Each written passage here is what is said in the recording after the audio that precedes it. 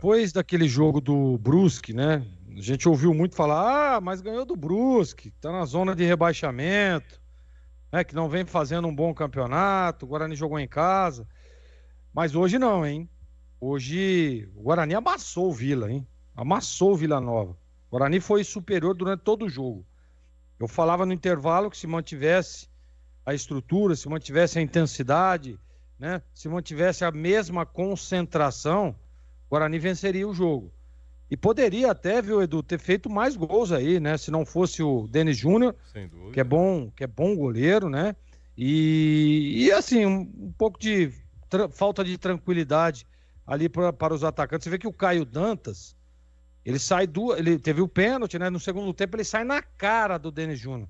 E ele não é de perder esse tipo de gol, não. Ele bota a bola na rede mesmo. Mas não estava num dia legal o Dantas, né? Mas o que importa e o que interessa para esse momento do Guarani é a vitória. É a vitória. 3 pontos. O Tigrão estava fazendo aí a matemática aí. O Tigrão é muito bom nisso, né? E é verdade. Agora o Guarani tem tudo para ir lá em Chapecó, lá dar mais uma sapatada, né? Já ganha outra partida, já dá uma andada na tabela de novo, já dá uma andada nos números, e isso é muito importante, porque o Guarani está fazendo um segundo turno de recuperação. O Guarani precisa se recuperar na competição. E a situação ainda é preocupante? Claro que é.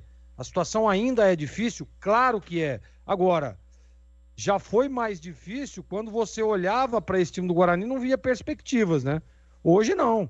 Hoje pode perguntar para quantas pessoas tinha? 2.000? 2.400. 2.400 pessoas que saíram do brinco hoje. Você pode perguntar para todas elas se elas acreditam que o Guarani vai se livrar do rebaixamento.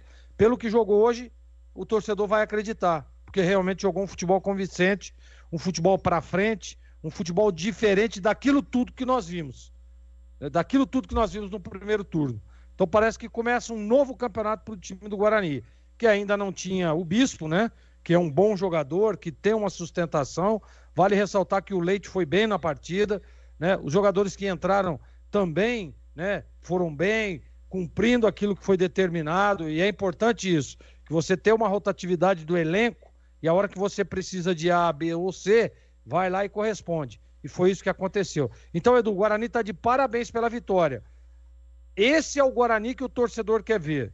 Esse é o Guarani que o torcedor queria ter visto lá no primeiro turno. É esse o Guarani que jogou para frente, que encarou de igual para igual e venceu, né? Mesmo jogando em casa, um dos times que está lá em cima, brigando. Se o Vila vence o jogo hoje, estava lá dentro do G4.